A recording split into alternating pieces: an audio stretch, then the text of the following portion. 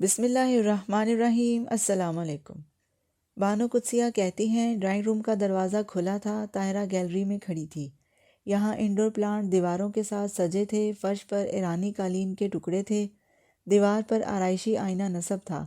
لمحہ بھر کو اس آئینے میں طاہرہ نے جھانک کر دیکھا، اپنے بال درست کیے اور کھلے دروازے سے ڈرائنگ روم میں نظر ڈالی۔ ابھی ڈنر شروع نہ ہوا تھا اور مہمان کچھ کھڑے کچھ بیٹھے قسم قسم کا ڈرائی فروٹ اور چپس کھاتے آپس میں باتیں کر رہے تھے، اخباروں کے رسیا سیاسی پیش بندیاں کر رہے تھے۔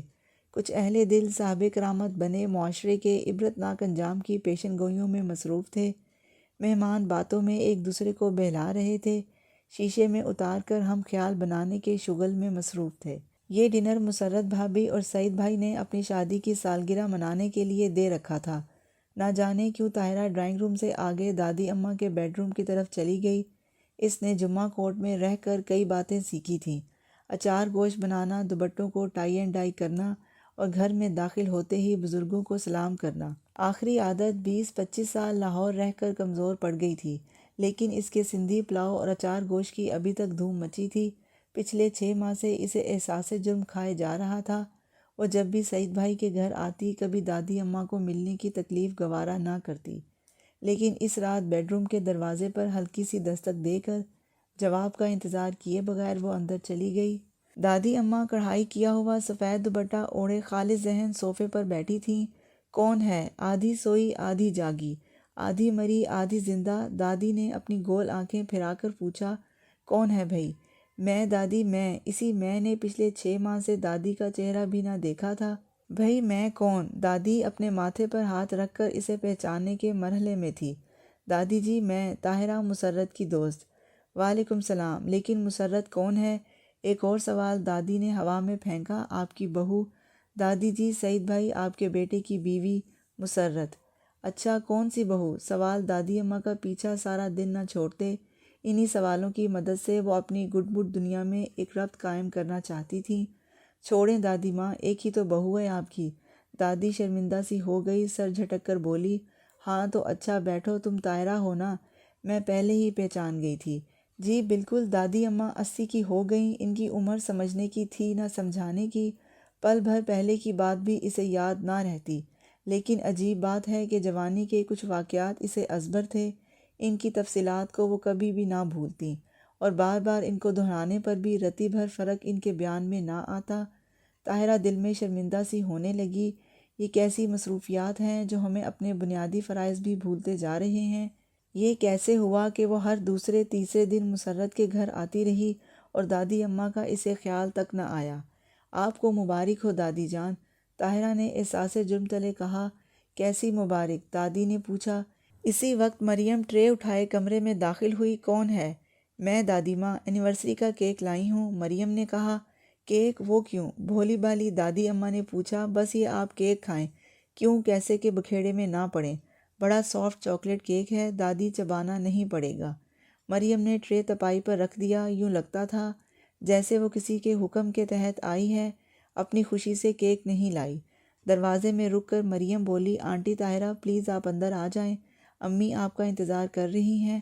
مریم دادی کو دیکھے بغیر چلی گئی۔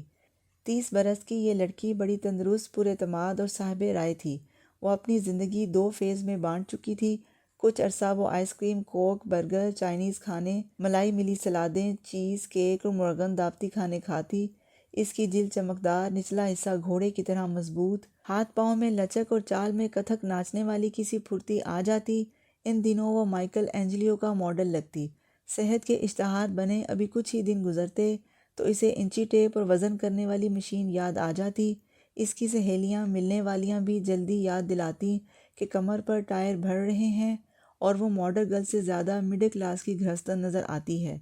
اب مریم ڈائٹنگ پر اتر آتی، صرف جوس پر اتفاق کرتی، کبھی کسی سلمنگ پارلر سے کھانے کا پرنٹ پروگرام لاتی، خوب ورزش سے بدن تھکاتی، وزن گھٹانے کا ہر طریقہ استعمال کرتی۔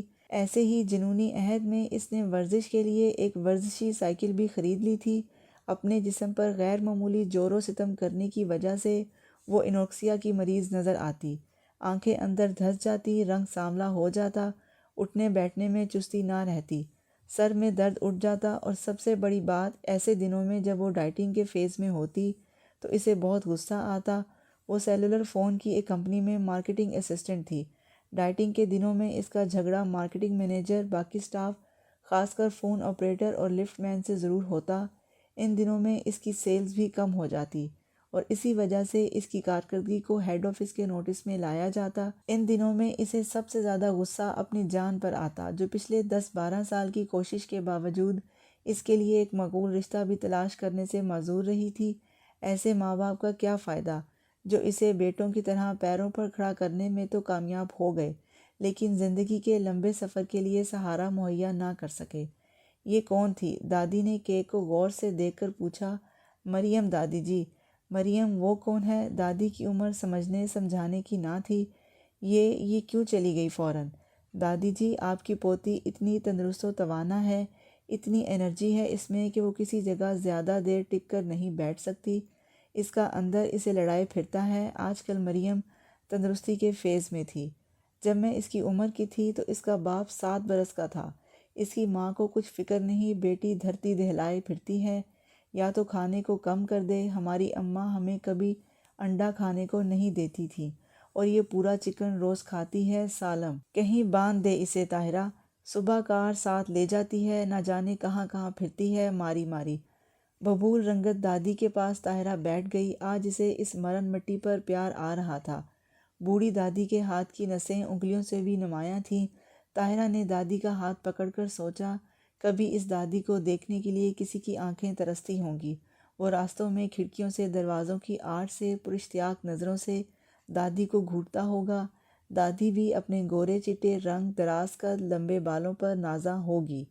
بناؤ سنگار کی چیزوں سے دادی نے بھی ٹوٹ کر پیار کیا ہوگا، کپڑے لتے پر جان دی ہوگی۔ دادی کو دیکھ کر یہ سوچنا مشکل تھا کہ اس چرمر اور پانسا پلٹی سی چیز پر کبھی کسی نے جان بھی وار دینے کو معمولی بات سمجھا ہوگا۔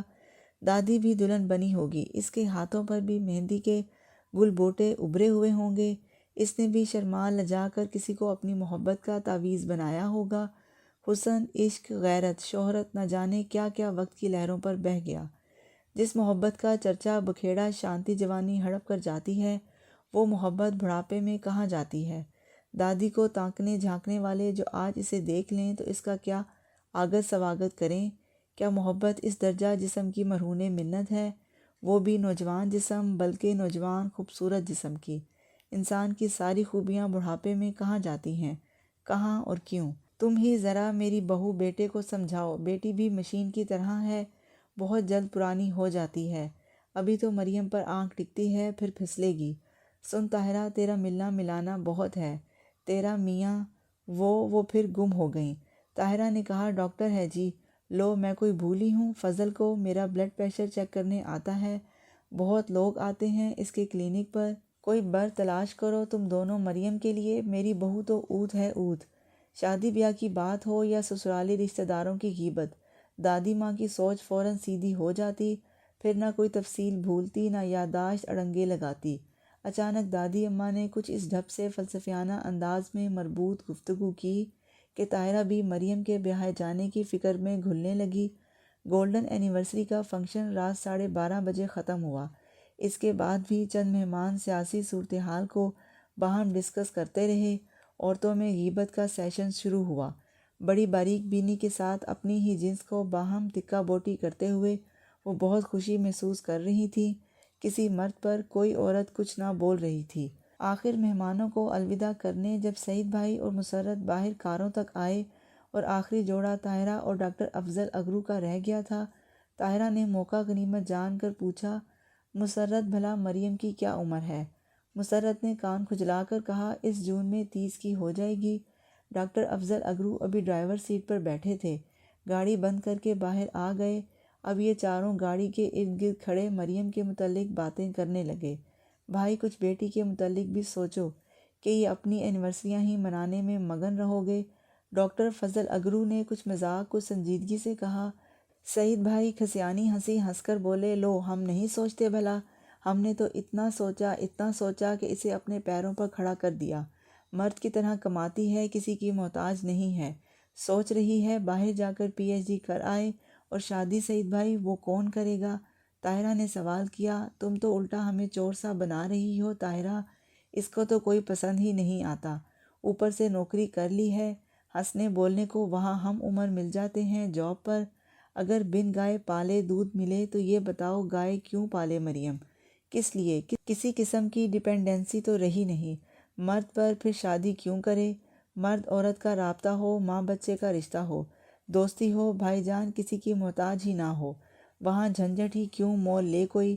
مسرت بولے گئی، یوں لگتا تھا وہ اندر ہی اندر اپنی کوششوں سے تھک چکی تھی۔